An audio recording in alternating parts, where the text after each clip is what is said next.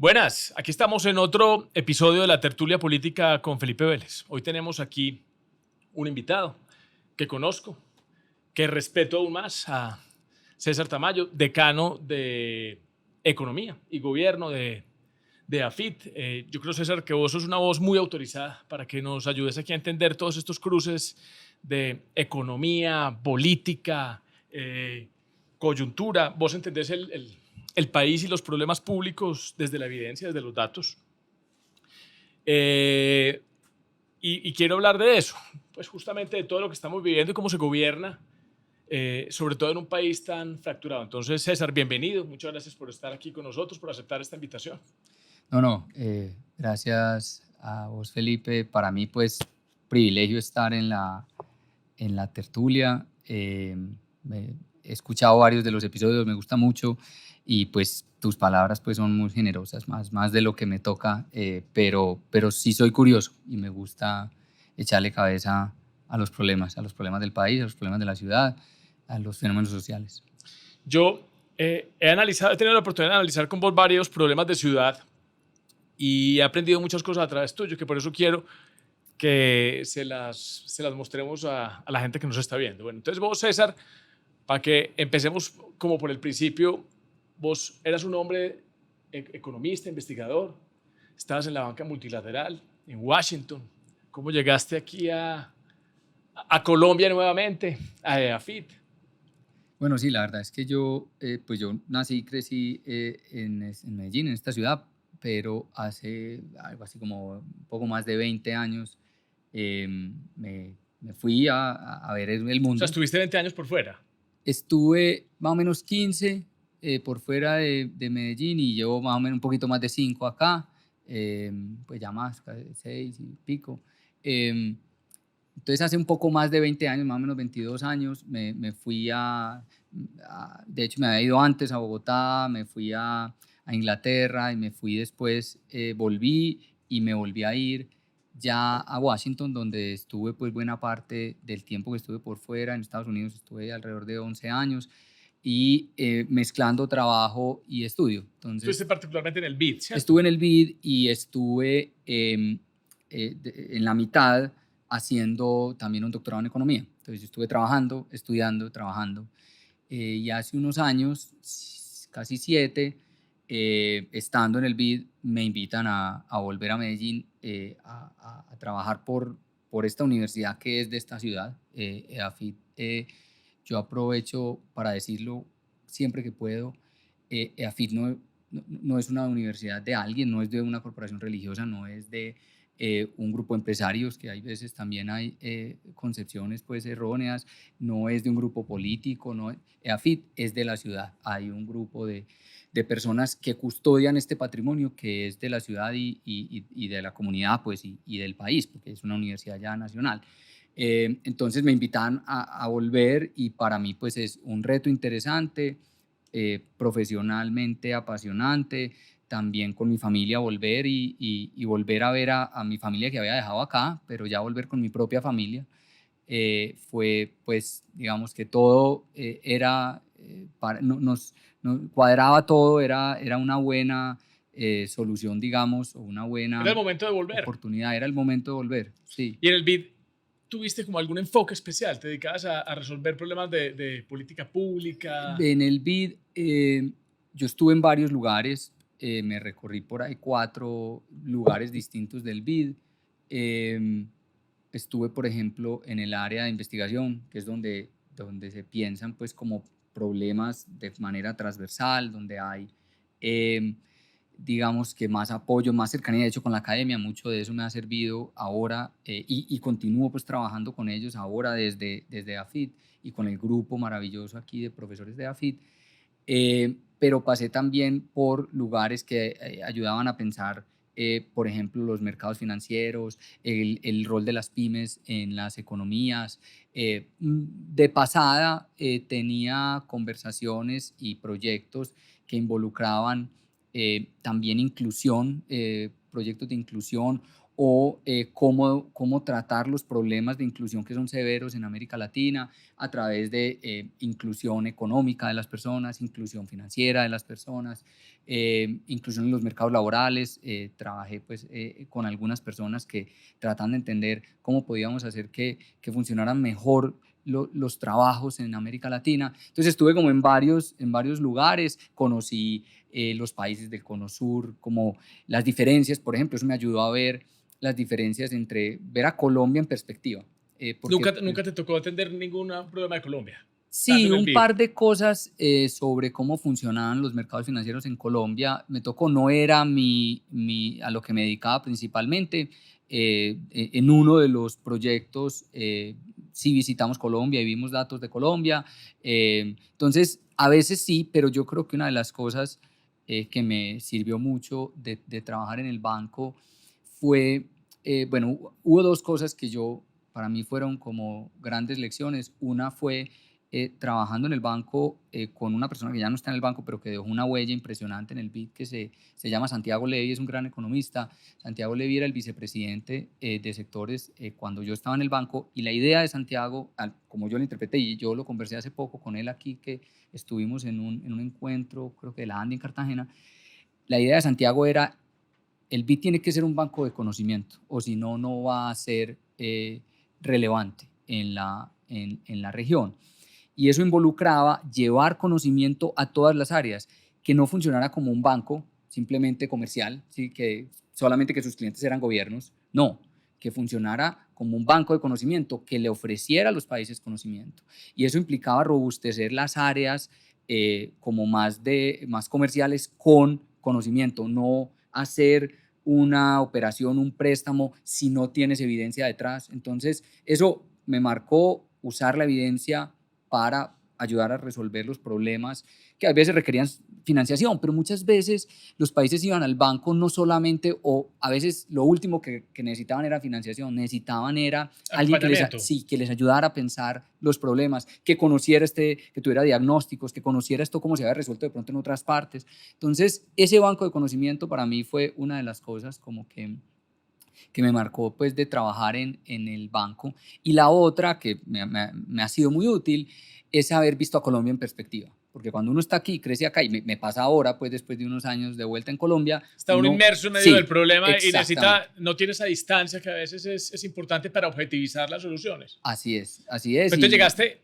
hace 7 años, llegaste sí. en 2018 más o menos. Fines de 2018, comienzos de 2019. ¿Qué fue lo que más te sorprendió cuando volviste aquí a Medellín? La gente, los estudiantes, la ciudad. A mí me sorprendieron unas cosas que habían cambiado aceleradamente, que habían cambiado mucho en el tiempo que yo había estado por fuera. Ejemplo, EAFIT. Yo volví a EAFIT y a esta universidad era otra cosa de lo que yo recordaba y conocía. ¿Aquí estudiaste? Aquí estudié, aquí hice el pregrado, este es mi alma mater. Eso me impactó. Entonces me impactó que algunas cosas habían cambiado aceleradamente y otras cosas seguían intactas, no habían cambiado, pero desde un ángulo preocupante. Es decir, yo me encontré volviendo a hablar, si bien la ciudad Medellín, por ejemplo, había superado algunos o había mejorado en muchos aspectos, por ejemplo, de seguridad de cuando yo me fui, en algunas cosas de infraestructura. El país de todas formas avanza despacio, avanza, yo diría a paso firme. Como dice Alejandro Gaviria, cuando pues, que él insiste en ser un poquito optimistas y en mirar siempre hacia atrás, en ver los indicadores que hemos avanzado mucho, eso no se ve en tiempo real, ¿cierto? Son los logros, como el concepto de aluvión. Así es, sí. Lento y retiro de las aguas, imperceptible retiro de las aguas. Sí, a mí me parece que hay algunas de estas cosas pasan demasiado despacio para mi gusto, y creo que sin necesidad de revoluciones podemos hacer avances más acelerados. En algunas cosas hemos avanzado más rápido, pero me sorprendió ver, por ejemplo, los problemas de infraestructura del país siguen siendo problemas en los que puede ser por las condiciones mismas del país avanzamos muy lentamente. ¿Sí? cómo cambian las ciudades, cómo crecen y cambian las ciudades. Por ejemplo, en otras partes uno ve desarrollar zonas enteras de las ciudades mucho más rápidamente. Acá producir suelo, digámoslo así, para el desarrollo de la ciudad toma mucho más tiempo. Quizá me llamó la atención, ya hablando pues de esta región, ver cómo esta región, esto es algo que tal vez hablemos más adelante, cómo esta región está construyendo prácticamente una nueva ciudad o una gran conurbación con el oriente, con el Valle de San Nicolás. Eso era algo incipiente antes de que yo me fuera y al volver pues es ya una realidad y pues está creciendo aceleradamente. Entonces me sorprendió, me llamó la atención ver esos contrastes, unas cosas que avanzaban muy rápido y otras en las que definitivamente el ritmo parecíamos casi estáticos. Entonces llegaste en el 2018 con una ciudad que venía avanzando en unos buenos y sucesivos gobiernos de una manera lenta, tal vez imperceptible, superando muchos problemas estructurales, pero te tocó un gobierno complejo del 2020 al 23, que fue el gobierno anterior de Medellín, donde toda una sociedad se unió para volver a recuperar el rumbo. Ya llevamos 2 años de una nueva administración. Contame cómo ves hoy a Medellín. ¿Crees que ya recuperamos de una manera completa la institucionalidad? Yo creo que hemos logrado salir como de una crisis que tuvimos. Como cuando uno tiene un incendio y lo apaga, pero no necesariamente entiende por qué se le incendió la cocina, ¿sí? Entonces uno de pronto no se ha dado cuenta que tiene una fuga y que en cualquier momento se le puede volver a prender la cocina. Yo creo que hemos resuelto la crisis, hemos recuperado confianza y eso es importante, pero lo que subyacía a lo que pasó en esos años es algo que toma más tiempo recuperar y no estoy plenamente seguro de que lo hayamos recuperado. O sea, puede volver a ocurrir, es tu mensaje. O sea, yo no lo descarto, o sea, yo creo que sí, es decir, no estoy seguro de que estemos blindados contra una nueva crisis de esas, porque lo que había detrás de este tiempo, estas décadas de avance continuo, de construcción colectiva, de cooperación a gran escala, que eso es lo que en buena medida hacemos en la ciudad y Medellín ha sido un ejemplo como muy punzante de esto. Esa cooperación a gran escala con empresarios, gobiernos, comunidad, academia. Medellín ha sido, en parte porque le ha tocado vivir épocas muy oscuras y ha sido la única forma tal vez de salir adelante. Problemas tan difíciles como los que enfrentábamos a finales de los 80 y comienzos de los 90 requieren, no se sale de ahí si no es con una cooperación intensa, a gran escala y sostenida. Era tal vez el reto que nos puso. Ahora, esto no era la primera vez que pasaba. Medellín venía no de crisis necesariamente, pero sí de construir colectivamente una sociedad próspera, con capital social, con confianza. Y yo no sé si eso eso lo fuimos perdiendo un poco. Tal vez fue complacencia, tal vez fuimos viendo que, claro, en esta, como que casi que le dejamos lo público al sector público, los problemas públicos a los gobiernos, porque teníamos buenos gobiernos, esto sobre todo pues después de la mitad de los 2000, pues tal vez, o después de 2002, 2003, tuvimos una serie de gobiernos con los que la ciudad estaba, digámoslo, tranquila, satisfecha, confiaba, y entonces tal vez se confió demasiado en que todos serían así, y se apartó, se retiró un poco de contribuir a asegurarse de que o dejó de ponerle límites al poder, ¿cierto? Que digamos lo que hace la prensa, la academia, las veedurías de alguna manera, de ser unas guías, un recordatorio constante de que son cosas que hay que corregir. Y sí, tal vez esa complacencia es la alguna vez yo vi en una charla que inclusive tuvo lugar en esta universidad sobre que había varias Medellín, ¿cierto? Hay varias ciudades y las ciudades requieren cosas muy diferentes y que tal vez la ciudad que detenta los medios de poder es una ciudad que tiene ya resueltas muchas de sus necesidades. Y esto me da pie para hacerte una pregunta. ¿Cuáles crees vos que son los problemas estructurales que Medellín hoy no ha resuelto, que ya no dan más espera? Eh, a ver, Medellín, de todas formas, hay que considerar, por ejemplo, la geografía de Medellín nos condiciona y, y nos condiciona.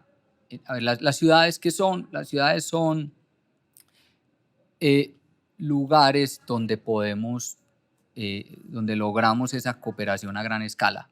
Pues, esto se puede poner en diferentes como términos. Los economistas, los más economistas dirán las ciudades son mercados, son mercados laborales, son mercados de amenities, son mercados de bienes y servicios, por supuesto, son mercados de cultura, son lugares donde podemos intercambiar un montón de cosas que si estamos más aislados no lo logramos. Entonces, pero Medellín, entonces en ese sentido las ciudades son tal vez uno de los grandes inventos de la humanidad, son las ciudades, son los espacios donde podemos lograr nuestro sinergia, potencial. ¿cierto? Sí,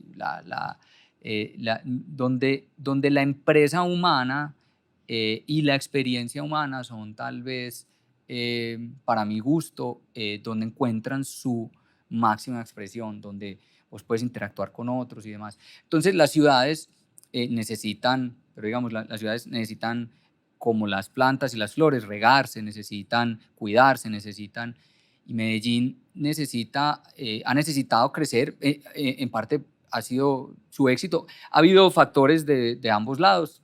Por supuesto que ha habido desde las zonas rurales un impulso pues, y una migración forzada, pero también hay una migración que busca esto que a nosotros nos gusta tanto de las ciudades. Entonces eso creo que deberíamos entender que es un fenómeno global. Que es un fenómeno. Colombia se ha urbanizado como se han urbanizado todos los países que se han desarrollado en el mundo. Entonces yo creo que tratar de luchar contra una urbanización razonable, una urbanización que no responde a desplazamiento forzado, pues porque ahí ya digamos que es una presión adicional. Yo creo que está bien entender que estas ciudades, si son exitosas, está bien que crezcan, pero para crecer necesitamos, no podemos crecer simplemente en extensión. Vamos perdiendo muchas de las ventajas de tener una ciudad, moverse largas distancias, eso dificulta un montón de las cosas que queremos hacer en las ciudades, y Medellín pues tiene un reto particular y es su geografía. Entonces su geografía nos ha llevado a crecer de una manera casi longitudinal, ¿cierto? Pero yo creo que la ciudad tiene que enfrentar ese reto del crecimiento mejor, yo creo que, y puede hacerlo mejor. Estoy tal vez dando muchas vueltas para decir que la ciudad tiene un reto de vivienda que ¿cómo crecer debemos enfrentar en los próximos años? Sí, yo creo que los que están hoy en Medellín, hay déficit de vivienda cuantitativo y cualitativo, pero además si la ciudad sigue teniendo éxito va a venir más gente. Y eso está bien, pero deberíamos tener lugar donde alojarlos, debería crecer saludablemente la vivienda. Y yo creo que ahí tenemos retos grandes. Ese es uno. Sí, y eso es muy importante. Yo te iba a hacer una pregunta inclusive posterior en el capítulo de Antioquia, porque creo que es el momento de abordarla. Porque, ¿qué significa seguir ejerciendo presión hacia las laderas o hacia los municipios vecinos? Sí. Es una ciudad que hace que los desplazamientos sean más largos, que tengamos que estar trasladando todo el tiempo la oferta de bienes y servicios, de centros de salud, de instituciones, ¿cierto? Entonces es importante saber hacia dónde crecemos. Yo creo que es importante ese reto que lo viene proponiendo el POT desde el 99, que es que nos recojamos, que crezcamos de manera compacta, densificada en la zona plana de la ciudad. Y aquí viene la otra pregunta, y es, claro, nos estamos urbanizando en las ciudades por todo ese tema de interacción social, por el tema de las sinergias, de las eficiencias en las economías de escala, atraigan más oportunidades, pero tal vez podríamos desarrollar otros centros urbanos, otros nodos urbanos diferentes. ¿No crees que esa podría ser una solución para que no nos sigamos chupando o concentrando todas las oportunidades de Antioquia? Sí, Totalmente de acuerdo, y ese es uno de los asuntos pendientes de Colombia. Es verdad que Colombia se ha urbanizado, como se han urbanizado en la tasa de urbanización, ha crecido como ha crecido en todos los países que siguen un tránsito hacia el desarrollo, pero ya cómo ha crecido la urbanización es creo que el punto que vos haces, y es en lugar de nosotros crear más centros urbanos, estamos trayendo más gente a los mismos centros urbanos. Yo creo que tener ciudades grandes es una gran noticia, eso habla de su éxito, pero crecer, digamos, o urbanizarnos solo a partir de unos pocos De una centros ciudad núcleo, urbanos, sí. creo que es porque necesitamos que pasen más cosas en las zonas. O sea, si uno ve el mapa de Colombia, y lo mismo pasa con el mapa de Antioquia, uno ve a un par de ciudades, digamos, en Antioquia o en el país un puñado de 6, 7, 10 ciudades, y luego alrededor no pasa nada. No hay empresa humana, no hay experiencia La humana. infraestructura es un catalizador muy importante para eso, porque yo me pongo a pensar aquí, por ejemplo, con todo el tema del desarrollo logístico en Urabá, ¿cierto? Que entra un puerto, que entran las carreteras. Esto va a generar oportunidades, eficiencias, de pronto para que haya un nodo de unos municipios que se industrialicen, otro tipo de ciudad, con otro tipo de oportunidades de educación técnica, ¿cierto? Entonces, de pronto la infraestructura puede ser un gran detonante para tener otros nodos urbanos en esta región. Sí, y ahí es donde también, digamos, esto se conecta con la pregunta que me hacías hace un rato de qué me había llamado la atención al volver, y una de las cosas fue lo lento que avanza. Yo sé que tenemos proyectos ambiciosos, pues no quiero ser pues como injusto con todos los que han empujado por 25 años una agenda de modelos de concesiones, yo sé, pero la verdad es que si uno lo ve en lo que se ha logrado, hemos avanzado más lentamente ahí. Yo sé que es porque los retos son grandes, la geografía colombiana es muy desafiante, pero entonces como avanzamos lento en la infraestructura, entonces la forma como nos urbanizamos es tratando de no depender de esa infraestructura. Entonces por eso crecemos más en unas cuantas ciudades grandes que logran más o menos ir resolviendo sus problemas de transporte urbano, ¿sí? Con sistemas de metro que aunque tomen pues muchos años, ahí pues también ha habido, pero digamos en casi todas las ciudades han logrado tener proyectos de transporte masivo urbano, y eso, digamos, llama a que se densifiquen esas ciudades, y como avanzamos más lentamente en infraestructura más interurbana, intermunicipal o regional, entonces las zonas por fuera de esas ciudades no se densifican, nos demoramos más en construir esos otros centros urbanos, que es lo que tú dices. Entonces, pues definitivamente yo creo que ahí Colombia tiene una oportunidad, Hay una tiene tarea un pendiente. desafío, tiene una Pero tarea bueno, primero me vas a pendiente. decir otra cosa fuera Sí, del tema pues de la el urbanización. primero, yo creo, pues se me ocurren dos grandes, em, pero hay más.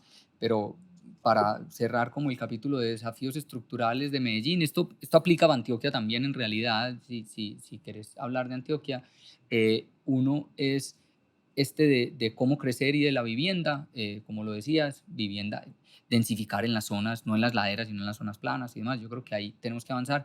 Y la otra deuda que tiene Antioquia y Medellín definitivamente es en educación. Nosotros por muchos años hemos estado en la retaguardia de los avances en materia de aprendizaje y de logro educativo. Hoy no debería haber ninguna razón para que Medellín y Antioquia estén tan por debajo en materia de los diferentes indicadores de logro educativo, tan por debajo de Cundinamarca, de Boyacá, de Santander. No debería haber ninguna razón. O sea, Yo te quiero mostrar un indicador que ahorita estuve viendo los resultados de Medellín, cómo vamos, que yo sé que vos sos parte de ese equipo. Y es muy, muy impresionante que nosotros, bueno, hemos aumentado del 45 al 49 en 4 años en tránsito a la educación superior, pero cuando nos comparamos con otras ciudades es increíble lo bajito que estamos. Esto con Bogotá va en el 54 y Barranquilla en el 57%, ¿cierto? Entonces nos estamos rezagando y es muy claro que todo el tema de capital humano se nos está volviendo un cuello de botella. Entonces estamos atendiendo problemas sociales, coyunturales por ese crecimiento, porque no desarrollamos el futuro a suficiente velocidad. Y yo creo que si no resolvemos este tema de la educación rápidamente, nos vamos a quedar como una especie aquí de loop de estar apagando y apagando y apagando incendios y no crecer con la rapidez y a la velocidad que requerimos. Así es, vos hablabas, por ejemplo, de un logro o de una estadística que tiene que ver con cobertura, pues que en últimas es como una especie da cuenta de la variable cantidad, ¿sí? Que tantos jóvenes logramos tener en el sistema educativo, en este caso el tránsito hacia educación superior, pero si vas a calidad, es aún más preocupante la situación. Sí, en las pruebas a ver, ¿cierto? Que estamos las pruebas estandarizadas por detrás de la mitad y somos la penúltima ciudad capital, ¿cierto? Y eso es algo que tenemos que tratar. Así es, y esto nos pasa en las instituciones, o sea, esto ni siquiera discrimina mucho entre si son instituciones oficiales o no oficiales, lo vemos mucho en las instituciones no oficiales, por ejemplo, pero en calidad de la educación, casi cualquier métrica de logro y de aprendizaje nos va mucho más mal que a regiones que no hay ninguna razón. Yo no encuentro buenas razones para que Antioquia esté. Y esto... Boyacá y Santander, por Boyacá y ejemplo. Santander son un gran ejemplo, pero incluso muy por debajo de no solo de ellas, sino de Cundinamarca y de otros departamentos y Medellín como ciudad. Entonces, y esto es una cosa... ¿Pero qué nos pasó? Muy difícil. Así, un día, yo sé que es muy difícil y vos sos un economista con una formación amplia, que te gusta hablar con datos, pero si pudiera decir una palabra, ¿cómo corregimos esto acá? O sea, ¿qué nos pasó? No, o sea, es que no es que nos haya pasado, esto no es tan nuevo, esto viene pasando hace años e incluso ha habido gobiernos, administraciones municipales, que se han enfocado pues, en el tema de calidad, que se han enfocado y no hemos logrado. ¿Pero qué es? PEI, sindicatos, profesores, formación de maestros, formación en los hogares, la coyuntura de seguridad que tal vez genere ese tipo de consecuencias unas décadas después. No sé. Hay un par de cosas, como yo no soy como un estudioso de la economía de la educación pero pues soy, como te decía al comienzo, curioso y me interesan estas cosas y estoy pues en la industria de la educación. Entonces me pregunto estas cosas. Hay unas cuantas como hipótesis que yo y que nosotros hemos como testeado. Una tiene que ver con que Antioquia es una... A ver, en Colombia en general tenemos lo que yo creo que es como un problema, un desafío grande, y es la falta de estandarización de contenidos, o más que contenidos, competencias que se desarrollan, sobre todo en la educación básica. Si uno ve, hay una simetría muy grande entre la educación básica y la educación superior. En la educación básica hay muy poca... las instituciones de educación básica tienen muy poca guía para construir sus currículos, no hay no hay homologación y entonces hay mucha heterogeneidad en la calidad. En la educación superior hay mucha rigidez en lo que tenemos que hacer las instituciones de educación superior, en los requisitos que tenemos que cumplir, el currículo, la cuenta que tenemos que darle al regulador. Y la educación empieza antes. Tal vez claro. me lo decía en una conversación de estas el exrector Juan Luis Mejía, ¿cierto? Que la universidad debería empezar desde el colegio. Entonces, si vos ves a las universidades de Antioquia, nos va bien cuando nos medimos con las universidades de fuera de Antioquia, pero a los colegios no tanto. Entonces... Y acuérdense que el 50% de los estudiantes se queda por fuera. Claro, entonces los colegios yo creo que no tienen mucha estructura, les da, digamos, no es fácil atraer buenos maestros. Antioquia es muy rural. Entonces, vos, cuando no tenés mucha estructura en el currículo, no tenés un currículo unificado, no tenés un rector de un colegio, no tiene un buen estándar al cual poner a sus profesores. Entonces, la calidad de la educación depende mucho de que tengas un buen profesor al frente de los estudiantes. Casi como una ruleta. Exactamente. Toda suerte. Y entonces uno dice, ¿por qué entonces Antioquia le va a ir mal? Eso es un problema de todo el país. Sí, pero Antioquia es muy rural.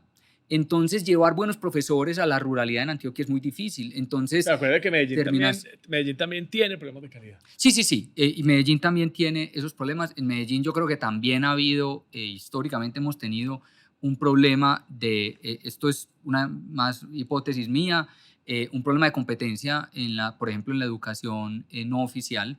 Y de hecho, uno ve que los colegios no oficiales son en buena medida los que tiran hacia abajo los resultados de las pruebas estandarizadas de los colegios de Medellín y yo tengo mis hipótesis sobre que eso tiene que ver con competencia. En Medellín históricamente no ha habido mucha competencia en los colegios no oficiales, en los colegios que llaman privados. Y también creo que hay una cosa en la que el ecosistema en general de la educación tiene que jugar un rol. Y nosotros pues desde la universidad lo estamos queriendo hacer. Y es, en Antioquia pasa una cosa, y es que un porcentaje muy alto, más alto que en otras regiones del país, hace su educación básica y bachillerato en Antioquia y luego la universidad en Antioquia. O sea, esa especie de persistencia o endogamia entre si yo estudié mi bachillerato en Medellín, me quedo en Medellín, o si lo hice en Antioquia, me quedo en Antioquia, eso es más marcado acá que en otras partes del país. Nos están faltando intercambios culturales.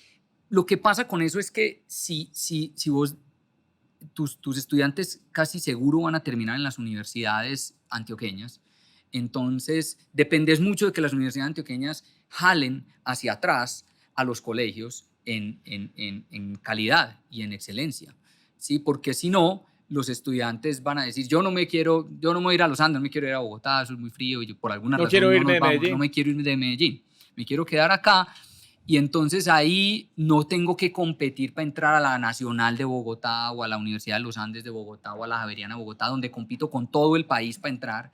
Entonces puede ser que entonces falta un factor de competencia. Entonces yo creo que hay falta competencia en los colegios, de los chicos al entrar a la las universidades las que jalonen esa competencia. Y nosotros de hecho lo estamos haciendo. Nosotros creemos que esa es una hipótesis interesante y lo estamos haciendo. EAFIT está elevando sus estándares de calidad y excelencia a la hora de la admisión. Un poquito lo que viene abajo. Y lo que hemos visto conversando con rectores de los colegios es que nos han dicho que ellos lo están empezando a sentir en sus chicos de 9º, 10º y 11. Y bueno, esto es un granito en todo el ecosistema, pero entonces ahí hay como dos hipótesis que yo tengo de por qué en Antioquia y en Medellín no hemos logrado desatrasarnos en materia de cantidad y calidad de la educación, sobre todo en calidad. Pero bueno, digamos, estas cosas hay que tener un buen diagnóstico para que pero hay una tarea importante, entender bien, diagnosticar bien y ponerse manos a la obra. Pero vos sos economista, César, y aquí viene un gran aprendizaje que he tenido con vos.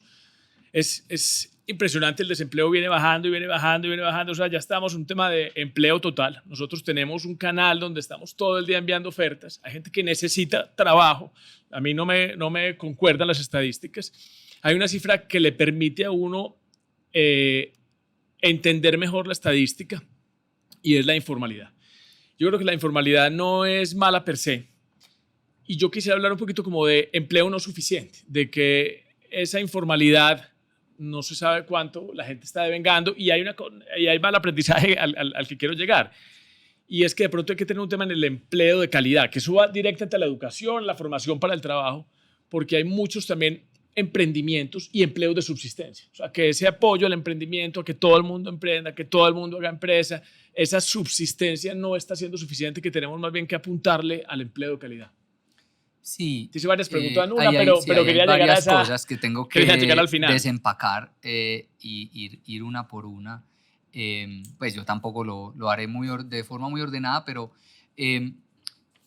sí, yo creo que Colombia tiene un problema severo de informalidad.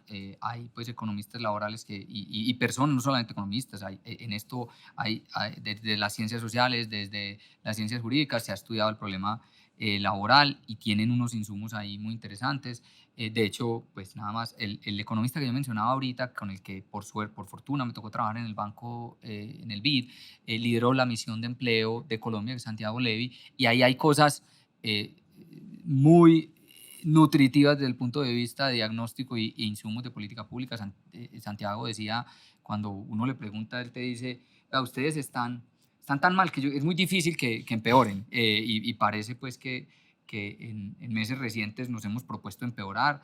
La reforma laboral. Sí, aunque la verdad es que la coyuntura muestra una mejoría en el empleo, en los ocupados y en la tasa de desempleo. Colombia tiene un problema de informalidad grande, muy grande. De hecho, y hay que explicarle, yo quisiera interpelarte ahí, hay que explicarle un poquito a la gente que es una reforma laboral que dice que le entrega a los empleados una cantidad de beneficios, pero esos beneficios hace que sea más difícil contratarlos, por lo tanto hay menos formalidad, entonces hace un efecto contrario, aumenta la informalidad de alguna manera, entonces sigue bajando el desempleo, pero no el empleo que necesitamos para que la gente tenga suficiente plática en el bolsillo. Sí, aquí pues como que recurro a las herramientas que uno aprende, por ejemplo, como economista, y es pensar de forma dinámica estos problemas.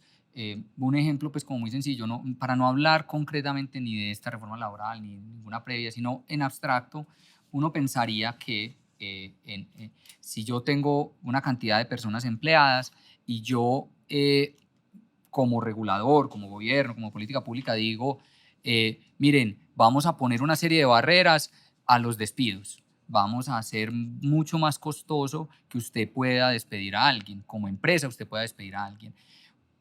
En un mundo estático, eso mantendría el empleo en sus máximos, porque si hoy tenemos un buen nivel de empleo, pongo ahí las barreras o los costos a despedir a alguien, y entonces no se va a despedir a nadie y todos viviremos felices porque todo el mundo estará muy empleado.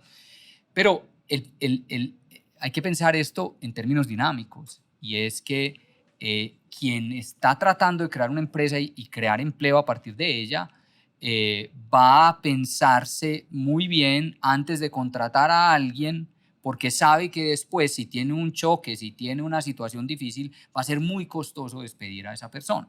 Entonces, lo que va a pasar es que se va a generar menos empleo. Entonces, la concepción dinámica de estas decisiones nos ayuda a ver que aunque yo quiera poner unos costos al despido, lo que estoy haciendo es fomentándolo. Es dificultando la contratación. O sea, pues sí, fomentando el despido, porque las reformas salen con un tránsito legislativo. Bueno, sí, es verdad, y en ese tránsito legislativo aprovecha la gente y despide a todo el mundo. Es verdad, pero antes de que me lleguen las sanciones. Sí, tienes razón. Estaba como tratando de pensar esto en abstracto, sin los tiempos, pero sí, esto nos ayuda a pensar que lo que puede pasar es que dificulta la contratación porque hace menos flexible la estructura laboral de la compañía. Entonces, estas cosas no siempre aplican a rajatabla como las acabo de presentar, pero nos ayudan a pensar en que cuando ponemos reglas de juego, tenemos que pensar de forma dinámica, tenemos que pensar en los incentivos y en la forma dinámica. Entonces, eso, digamos, Colombia tiene un problema de informalidad laboral grande. Si usted agarra todos los países de América Latina, la gran mayoría de países de América Latina, y usted tiene un cuadrante donde tiene en un eje tiene desempleo y en el otro, digamos en el eje vertical, un plano cartesiano que a todos nos enseñaron en el colegio, en el eje vertical usted tiene desempleo y en el eje horizontal tiene informalidad, de tal forma que el cuadrante, digamos, más a la izquierda, abajo, es donde hay menos desempleo y menos informalidad. Los países de América Latina caen en 3 cuadrantes, o alto desempleo pero baja informalidad, o bajo desempleo pero alta informalidad, o bajo desempleo y baja informalidad, y hay un cuadrante que queda vacío y tiene un puntico, que es Colombia. Y es el cuadrante de alto desempleo y alta informalidad. O sea, nosotros hemos estado en el peor de los mundos. Hemos logrado bajar el desempleo recientemente, pero seguimos con una informalidad muy alta. Entonces, y en el fondo de esto yo creo que hay un problema de lo que los economistas llaman productividad laboral, pero no es otra cosa que decir, nosotros nos ponemos estándares altos de queremos pagarle a las personas un buen salario, con muchas prestaciones, atar un montón de beneficios. Entonces nos ponemos unas reglas, digamos, o unos estándares altos de el trabajo que queremos remunerar. Pero lo que vas a decir, qué pena que me intente adelantar, es que si se lo dejamos al mercado le puede ir mejor al trabajador. O sea, por intentar regularlo. Lo que quiero decir es que para uno poder remunerar a ese nivel, necesitas una persona que el valor que traiga a la compañía sea alto. Entonces volvemos a la educación. Volvemos a la educación, exactamente. Entonces, un salario nunca es alto o bajo en abstracto. un salario es alto o bajo en función el de la valor que agregue. productividad, exactamente, en función de la productividad que le entregue a una empresa, a una organización. Entonces, nosotros nos ponemos salarios altos, que está bien como sociedad, como meta, como sociedad, pero el problema es que no logramos tener personas que generen ese valor. Entonces, lo que termina pasando es, como decías ahora, es que yo no logro tener ese nivel de valor agregado, no logro agregarle ese valor a la compañía, no me van a contratar para pagarme todo eso. Entonces, no tengo el capital humano para ese nivel de valor agregado y productividad. Entonces, me toca a mí rebuscarme mi propia actividad de más baja productividad seguro, de menor valor. Y entonces ahí voy al punto que hacías, pues los dos puntos que son educación, nuevamente, por supuesto, y emprendimiento. Miren, si uno mira que buena parte del emprendimiento es esa subsistencia de yo no logro entrar a un empleo, a un buen empleo, porque no tengo el capital humano requerido. Es una especie como de Y autogestión. termino en el emprendimiento. Entonces, si yo soy consciente de esa realidad, entonces lo último que hago es estimular todo ese emprendimiento, porque ese emprendimiento lo que está pasando es Va a tener una alta tasa de mortalidad. claro, es una consecuencia negativa de otro problema que tienes, y el problema que tienes es una distancia entre el capital humano que tienen las personas que quieres insertar en el mercado laboral y los salarios que quieres pagar. Entonces, deberíamos más bien concentrarnos en elevar el capital humano de la gente.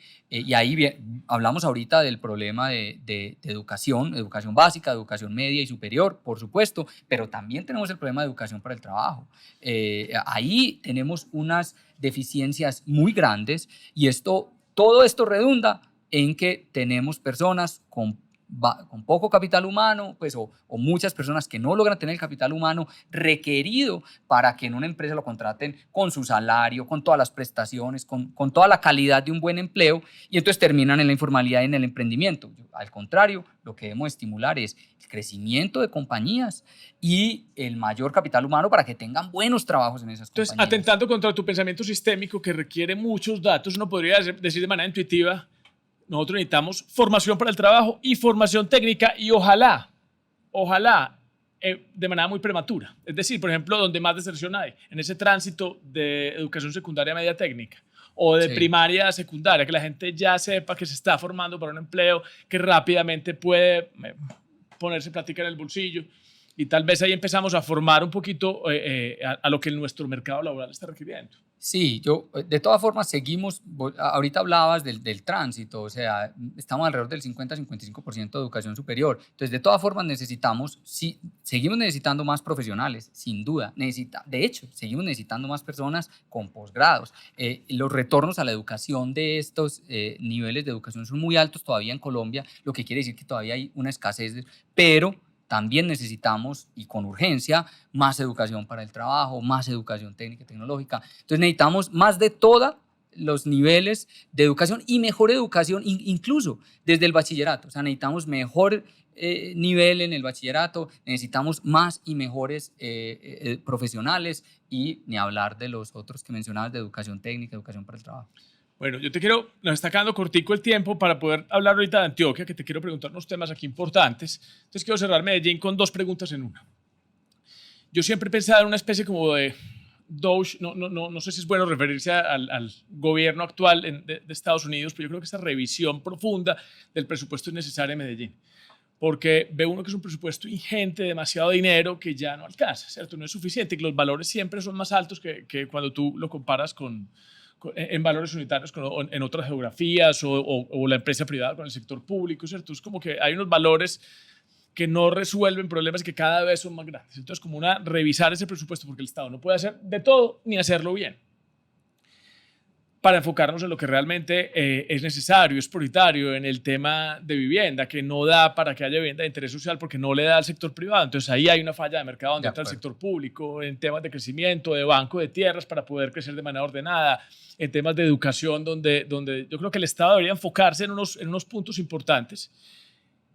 Y yo creo que ahí hemos coincidido en esta conversación. Para mí el tema de infraestructura es vital, ¿cierto? Yo creo que nosotros podemos avanzar. El acelerador está en la infraestructura, para que no vayamos de una manera tan lenta ni tan imperceptible. Y yo he pensado, por ejemplo, en EPM, y ya se nos volvió una costumbre. Yo veía también, ahorita vuelvo a Medellín, cómo vamos, de cómo se dividen todos esos ingresos. La verdad, de alguna manera, es plata de bolsillo. Pues va una cantidad de programas, una cantidad de proyectos donde no sé si se resuelven los indicadores de impacto del problema que estamos atendiendo. Entonces, ¿vos qué opinás de esta propuesta que yo nunca he hecho la prueba ácida con la academia? Y es de pronto racionalizar un poquito más esos recursos que EPM que los requiere para su reinversión, para tener nuevos proyectos, para invertir en los territorios de donde genera sus ingresos, acotar un poquito eso, devolverlo, hoy está por el lado del 55%, devolverlo al 30%, pero que matemos dos pájaros de un tiro. Necesitamos proteger eso. Vos decías ahorita que no estamos exentos de que podamos volver a tener un traspiés en el futuro, de cómo protegemos a EPM. O sea, si la economía nuestra sigue creciendo, si sigue creciendo nuestra ciudad, si crece la economía de EPM va a crecer muchísimo, si la transición energética se da, si nos ponemos las pilas. Entonces, ¿cómo protegemos esos recursos que son de todos los ciudadanos, no son de una administración? Y es proteger el gobierno corporativo. ¿Y qué tal si le vendemos un pequeño porcentaje a esas entidades multilaterales, como en las que vos trabajaste, al BID, al Banco Mundial, a Sumitomo, que estén todos ahí para que nos den un poquito de gobierno corporativo internacional y que nos entren aquí una serie de recursos, 20, 30 billones de pesos por ese pequeño porcentaje y podamos hacer la próxima línea de metro subterránea, el ferrocarril de Antioquia, mejor dicho, que los podamos poner al día con lo que está haciendo falta? ¿Vos qué opinás? ¿Muy loca esa propuesta? No, para nada, al contrario, pues yo también, yo he pensado pues en diversas formas de cuidar algunos de lo que es el patrimonio, pues digamos, institucional y de la ciudad. Em, Toca recurrir como a métodos diversos. En el caso, por ejemplo, de empresas públicas, que además es una fuente de ingresos y recursos, es una gran empresa hoy para la ciudad y eso nos facilita hacer unas inversiones, sobre todo, y ahí hay que priorizar, como bien decías.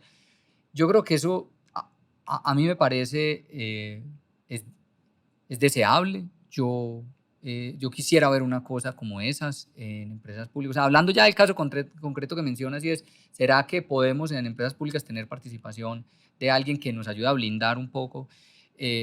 Yo creo que sí. Yo creo que eso es deseable y yo creo que eso ayuda a mitigar problemas en el futuro o riesgos en el futuro. En últimas, aquí, como bien decía, los alcaldes siguen teniendo mucho poder, los presidentes tienen mucho poder. Entonces, alguien que realmente quiera hacer una disrupción muy grande va a encontrar la forma y si no es EPM, es algunas otras instituciones. Entonces, en últimas, esto lo que requiere, o digamos, por la razón por la cual yo no estoy seguro de que esto no nos pueda pasar en el futuro, es que tenemos que ver nuevamente a una sociedad que no se confía necesariamente, que confía, pero no se confía. Una sociedad que se toma los problemas públicos, que se hace cargo de los problemas públicos y no piensa que los problemas públicos son de un gobierno, de una administración. Eso nos hace falta, es súper difícil de poner en la mente de las personas, en la cultura, es súper difícil. Hay un cariño que la gente se siente como si uno le estuviera quitando algo que le pertenece, porque dicen, no, es que PM tiene que seguir siendo pública, pero ese por qué es el que hay que cuestionar. Y yo siento que a pesar de que no sea popular, yo creo que ese cuestionamiento nos ayuda a avanzar como sociedad, porque es que la administración pasada se robó a Finia. O sea, ¿cuántos billones de pesos nos fueron por ahí?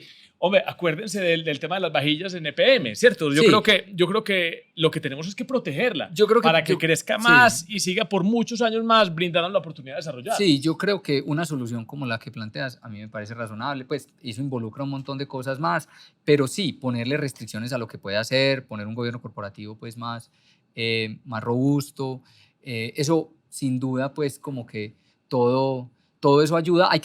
Yo creo que en eso hay que ser pragmáticos y hay que ofrecerle a la ciudadanía también una visión pragmática. Y es, miren, una solución como esta nos permitiría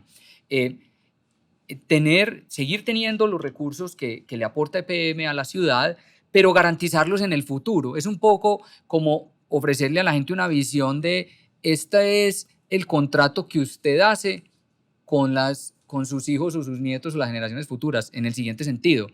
Usted renuncia a un pedacito de los ingresos o recursos o utilidades de hoy de EPM, ¿sí? Porque vende un pedazo y entonces, pero garantiza o contribuye a la sostenibilidad futura de la compañía. Para que le toque a sus nietos. Exacto, entonces ese es como el contrato como intergeneracional que estaríamos haciendo y es una solución pragmática que me parece.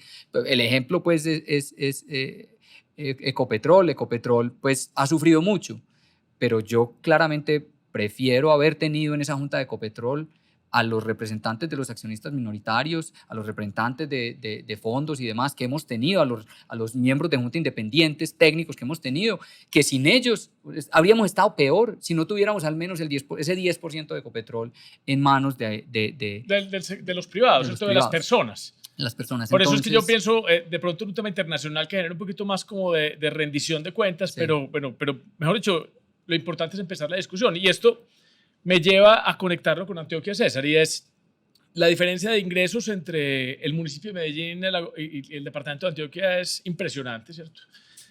Yo creo que ahí hay un error, algo que quedó por corregir en la Constitución del 91, y eso me da pie a que hablemos un poquito de descentralización, de autonomía administrativa, ¿cierto? Una gobernación que es responsable, digamos, de alguna manera del desarrollo de una cantidad de municipios que no tienen los suficientes ingresos para hacer la inversión que se requiere en sus territorios y hasta de instituciones políticas. ¿Vos qué opinás que se podía hacer aquí rápidamente en temas de descentralización? ¿Vos acompañaste de alguna manera el referendo que presentó la gobernación de Antioquia?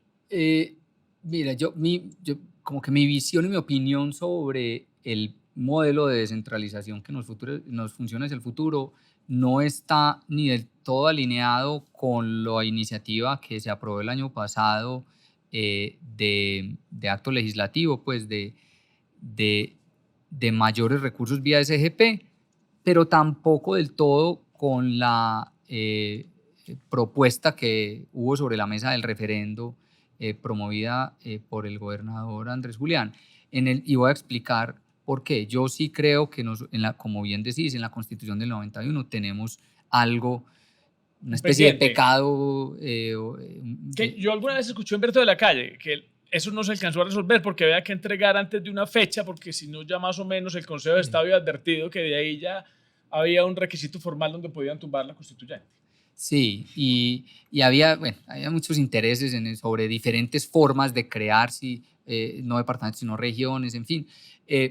Pero yo creo que ahí tenemos un pecado, y eso lo vemos en que también, por ejemplo, las ciudades son muy exitosas y crecen mucho, y los territorios en los departamentos por fuera de esas ciudades no son tan exitosos, y eso tiene que ver con que los municipios son muy protagonistas en la Constitución del 91 desde el punto de vista fiscal e incluso desde el punto de vista administrativo más que.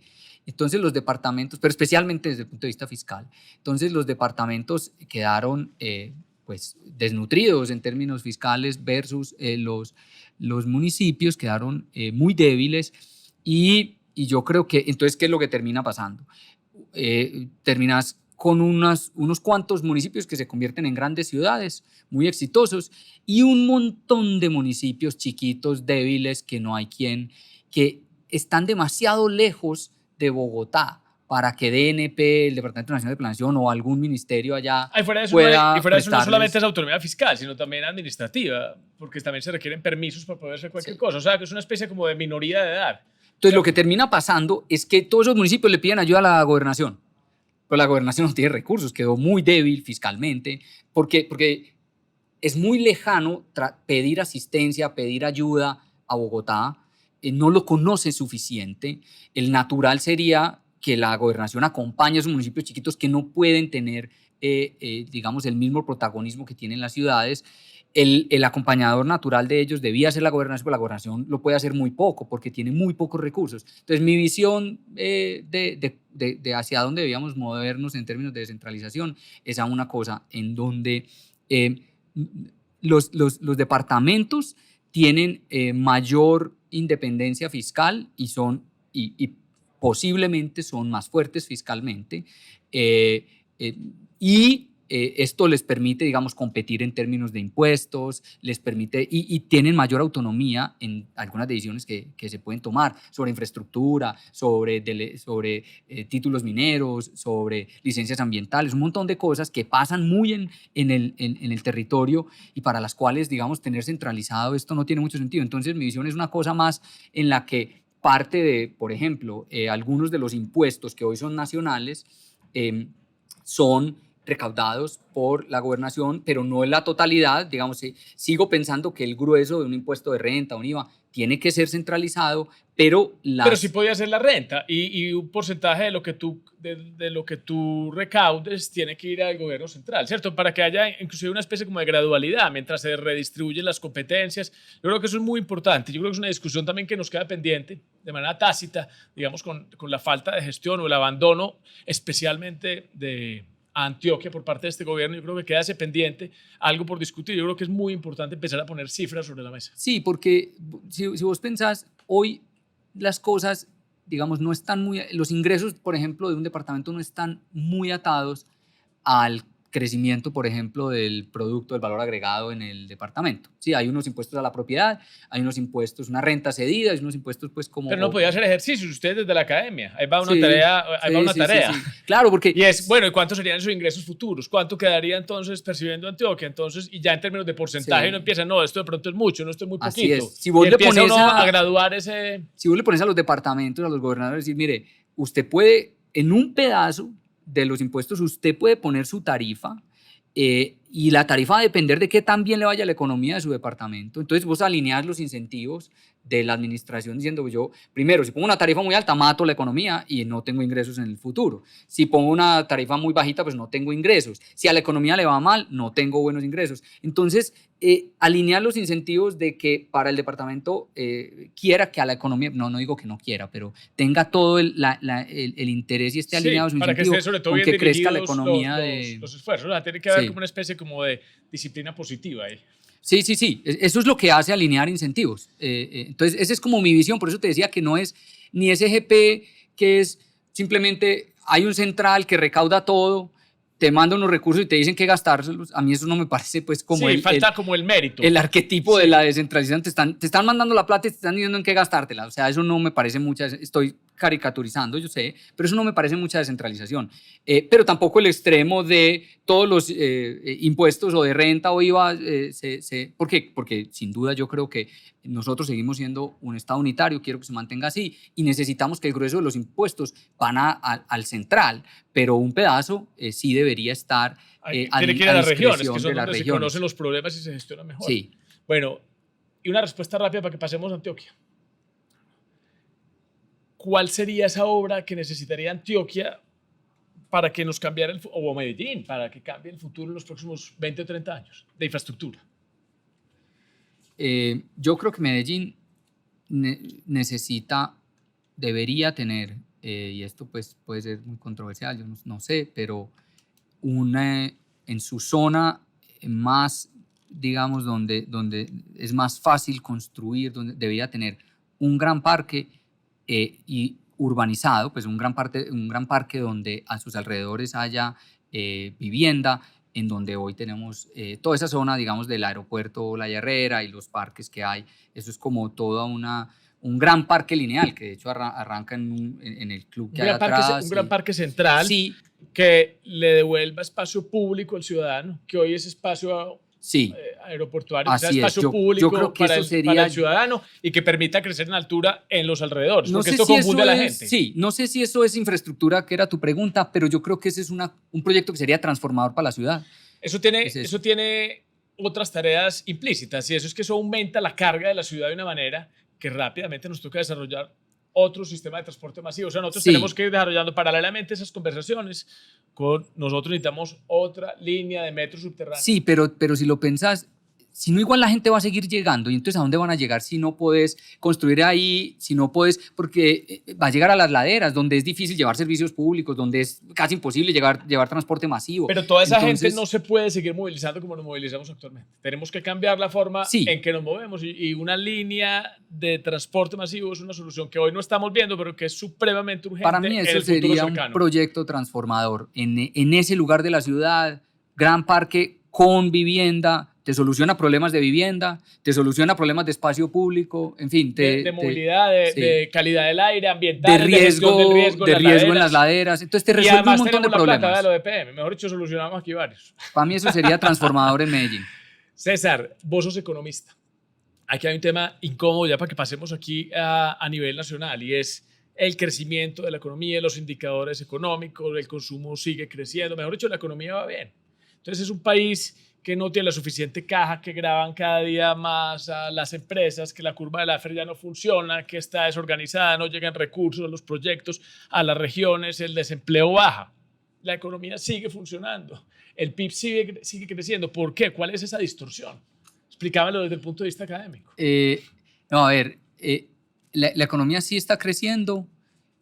Lo que pasa es que la calidad, digamos, cómo está creciendo no es muy saludable, porque estamos creciendo con mucha dependencia en el consumo, poca inversión y más sesgo hacia el impulso público, ¿sí? El gasto público. Esas son dos cosas que no son sostenibles en el tiempo. Eso se va a recalentar la economía. Y tu crecimiento futuro depende de la inversión que hagas hoy. Si hoy creces a puro consumo, va a ser difícil crecer en el futuro. Entonces, te trae hoy, sí, te trae un crecimiento, te trae empleo incluso, pero te ponen dificultades hacia el futuro. Y lo mismo, el impulso fiscal, te trae hoy crecimiento, sí, te trae empleo, pero en el futuro te ponen unos aprietos fiscales, te descuadernan las cuentas fiscales, como también ya lo estamos viendo, y entonces te empiezan a generar problemas de caja y al final va a tener que haber un ajuste. Ahorita que estábamos hablando de PM, estamos hablando de un contrato intergeneracional. Aquí estamos haciendo el mismo contrato, pero en malos términos. Sí. Nos estamos gastando la plata, mejor dicho, este gobierno se está gastando la plata de los jóvenes. Sí, esa es una forma de decirlo. Estamos teniendo crecimiento y empleo hoy por dificultades en el futuro. Bueno, y hablemos de 2026. ¿Cómo ven las elecciones? ¿Qué crees que se está jugando el país? ¿Y qué liderazgo te gustaría ver ahí ver gobernando? Pues yo creo que lo que estamos viendo pues tiene una arista interesante, buena, y estamos viendo un montón de líderes que se sienten con las ganas y que tienen las ganas y se sienten con las capacidades para ser presidentes. Eso quiere decir que líderes no nos faltan. Tenemos un montón de líderes y hay un montón buenos. O sea, yo en esas listas de candidatos presidenciales veo un montón buenos. De hecho, me gustaría y espero que muchos de ellos terminen... Sean recogidos en ese equipo. En los equipos que formen, pero igual son demasiados, con niveles, con perfiles tal vez muy altos, que no van a volver a ser ministros y demás, pero que pueden ser senadores, por ejemplo. Y ojalá pues algunos de ellos lo reconsideraran. Entonces yo creo que soy optimista, eso nos muestra que tenemos muchos líderes buenos, pero no hablaría como de uno en particular. Yo votaría personalmente con lo que me ha dado mi información y mi experiencia, pues que tengo mis sesgos, soy economista y demás, por alguien que quiera más bien un proyecto que tenga un país relativamente liberal, que le guste ver que la economía crece. Esto siempre ayuda a levantar y a reducir la pobreza. También, aunque la gente crea que no, esto también ayuda a reducir los problemas de desigualdad que tenemos, por ejemplo. Entonces, me gustaría ver más un proyecto o un presidente, un candidato que le apueste a la seguridad, al crecimiento económico, a las oportunidades, a la equidad, a la seguridad como un presupuesto para que pueda dar crecimiento económico. Claro, sin duda. A una especie de una democracia liberal en todo su sentido, en un capitalismo en una democracia liberal, pues como en toda su expresión. Eso es lo que yo buscaría más que me puede gustar este o aquel, pues. Bueno, César, discúlpame si te he apresurado en muchas respuestas que tienen un gran componente subjetivo que sé que no te gusta apartarte del tema de los datos y de tu quehacer científico. Nosotros terminamos siempre este podcast con unas preguntas personales. Okay. Y te quiero preguntar la primera, la de siempre. Un libro que te haya marcado. Un libro que me haya marcado. Tengo varios. Yo voy a decir dos. Uno, por lo que me gusta, me marcó, no necesariamente porque me cambió mi forma de pensar, pero me marcó, es El libro que más he sentido yo, más cerca he sentido yo, es el libro de Ernest Hemingway, que, El viejo y el mar, que de hecho se lo leí a mis hijos página a página y me pareció verlos. De pronto yo les transmití la emoción y ellos estaban súper emocionados. Todas las noches querían que les contara qué le pasa al viejo al fin. Entonces El viejo y el mar me marcó. Te Porque marcó lo doble. recuerdo mucho. Te marcó y luego, doble. Claro, tal vez a mis hijos todavía se acuerdan de No, pues te cuando yo marcó en les tu leía. juventud y te marcó después Ahora, como padre. Lo sentí muy cercano ese libro, no sé, lo sufrí. Y luego un libro de más, desde mi racional, ese es más mi emocional, El viejo y el mar. Mi racional, un libro de Martin Wolf que se llama ¿Por qué funciona la globalización? Creo que es la traducción al español. Lo leí hace muchos años y fue como una especie de reeducación en economía para mí. Yo venía como de ver cosas muy abstractas, ¿no? Y esto es un libro muy Volver práctico. a la teoría. Sí, de que... Un buen resumen. No, este libro al contrario es un libro muy práctico que te muestra con ejemplos prácticos incluso para públicos. Es No de hecho un libro economistas. para públicos de no economistas, pero yo como economista leerlo me sirvió un montón Bueno, eso me gusta. de ver cómo gusta la mucho economía y la economía. globalización funcionan. Creo que con la economía se pueden resolver muchos de nuestros problemas. Yo creo que ahí está la verdadera diferenciación, más que entre izquierda y derecha. Yo creo que tenemos que acudir a criterios objetivos y la economía es uno de ellos, ¿cierto? Que nos permite, sobre todo en los términos de competencia, de que todos aportemos a cambiar la sociedad, que una sociedad no la cambia un alcalde ni un presidente, sino que la cambiamos entre todos. Bueno, y una canción que te represente. Una canción que me represente. No sé, hay muchas, pero una que es tal vez la que más me gusta y puede ser que es porque representa una canción que se llama Inspiración. En realidad no es una canción, lo más interesante es que no es una canción, no tiene palabras, es solo música, es instrumental, no tiene letra, es instrumental de Gypsy Kings.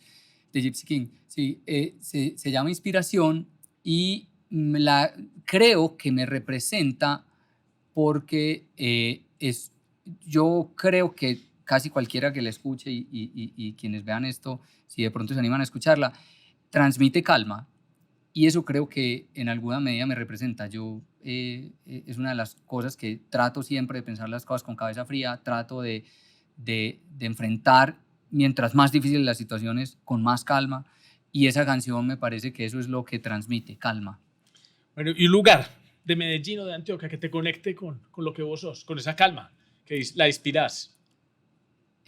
Bueno, hay un lugar que hoy sobre todo me transporta, que es el suroeste de Antioquia. Cuando voy, ¿Qué tal los paisajes? trato de ir con frecuencia y mirar al río Cauca. Yo me puedo quedar mucho rato sentado mirando al río Cauca. Ahora, yo creo que podríamos coincidir en la respuesta. Ok, entonces... Bueno, ¿y qué consejo le darías a un estudiante, bueno, o cualquier joven colombiano que quisiera trabajar por este país? Un joven colombiano que quisiera trabajar por este país. Hay una cosa... Que estudie. Que estudie primero, que estudie, si le tengo que recomendar que estudie, yo quisiera ver en este país más ingenieros, más científicos, me parece que eso nos hace falta, entonces que estudie, pero ya desde la parte más motivacional, es que vea, yo he aprendido en la vida a disfrutar los problemas y a verlos como un reconocimiento, es decir, cuando a mí me entregan problemas, yo poco a poco he aprendido a verlos como una especie de reconocimiento. Es decir, si a mí me pone un trabajo difícil, es porque alguien ve que soy capaz de resolverlo, ¿sí? Entonces, eso no es tan fácil, esto suena un poco pues como a coaching de liderazgo, pero es una cosa que he aprendido en la vida, que cuando uno le van entregando problemas o cuando tiene la oportunidad de resolver problemas, las ve así, no como una... Y la vida de pronto se trata de eso, de resolver problemas. Sí. Y si uno los va resolviendo, de pronto la van entregando más grandes. Sí, hay personas que dicen exactamente eso y yo lo he aprendido y creo que yo le recomendaría estudie y aprenda a valorar los problemas. Eso es un buen síntoma si usted está teniendo que resolver problemas difíciles. Bueno, Oscar, te agradezco mucho, hombre, muy querido. Bueno, con mucho gusto. Muchas gracias. Nos pasamos. Ay, pucha, sí, nos pasamos.